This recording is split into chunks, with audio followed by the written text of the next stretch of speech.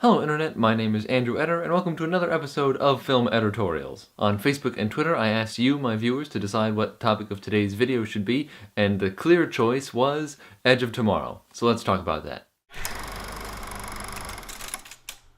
Edge of Tomorrow tells the story of Major Cage, an officer in the American military who suddenly gets thrown into the front lines of a war against alien invaders in Europe. In the course of the invasion, everyone around him dies, including Major Cage, but not before he gets covered in alien blood. This somehow means that he has the power to reset the day every time he dies, so he lives through the day over and over and over again. It is then up to Cage and a Special Forces soldier named Rita, played by Emily Blunt, to figure out why Tom Cruise can control time the way he does, and to stop the aliens from taking over the world. Okay, I'm just gonna come right out and say it. If you've seen Groundhog Day, you understand the basic premise of this movie. As far as I know, the Groundhog Day formula has not been applied to a sci-fi movie before, but they're doing it here, and they're taking it straight from the source. It is very, very much like Groundhog Day, except it's not a comedy about a meteorologist being silly. It's, Tom Cruise being a serious action hero.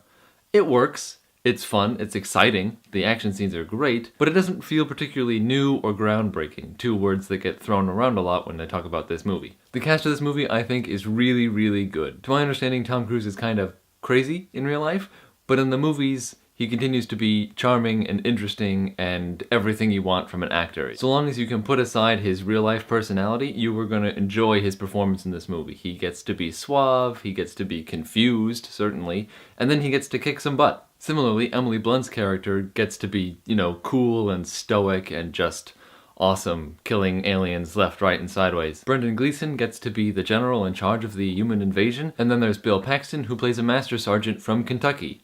Need I say more? This movie is very exciting and the action scenes are really well done and cool to look at. You get to see the new invasion of Normandy several times, and that's cool every time you see it. And it's also impressive because there's so many moving parts and people and aliens. It's cool. I'm not sure I'm in love with the design of the aliens. They're called mimics, but they don't really mimic anything. They just kind of look like angry ink blobs. Because the manipulation of time is so important to the premise of this movie, it's really important for the filmmakers to establish the rules there, and they do a good job of just coming out and saying, these are the rules.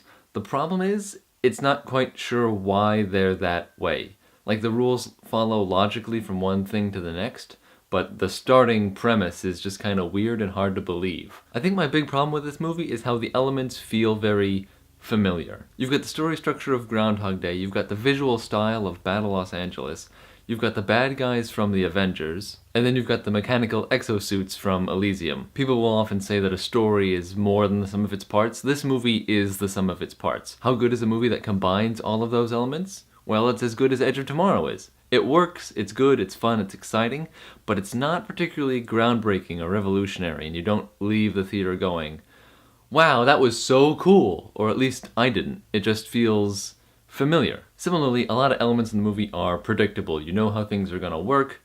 There are a few minor twists here and there, but there's no big twist as the story moves along. It's just point A, point B, point C. And then there are just a few lingering questions from this movie, like, if these aliens can control time, why has it taken 5 years just to conquer Europe, and why haven't they conquered the world already? Or why exactly did Tom Cruise's character get sent to the front lines again?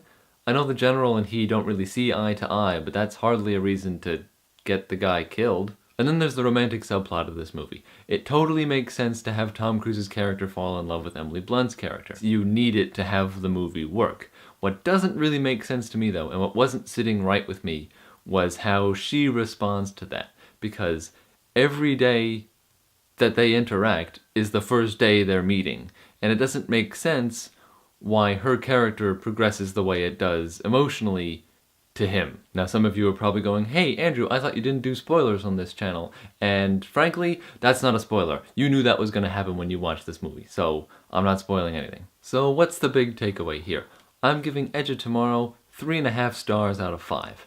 It's fun, it's actually pretty funny, it's exciting, Tom Cruise does a really good job, but it's not amazing or groundbreaking or particularly innovative. It's just a good time. I liked it, I enjoyed watching it, I'd probably go watch it again, but there are other movies I'd rather go see. Okay, I think that's going to be it for today's video. Please let me know what you thought of Edge of Tomorrow down below in the comments. Please don't forget to like, favorite, share, subscribe to me on YouTube, follow me on Facebook and Twitter, and I will see you guys next time where I'll be talking about How to Train Your Dragon 2. Bye.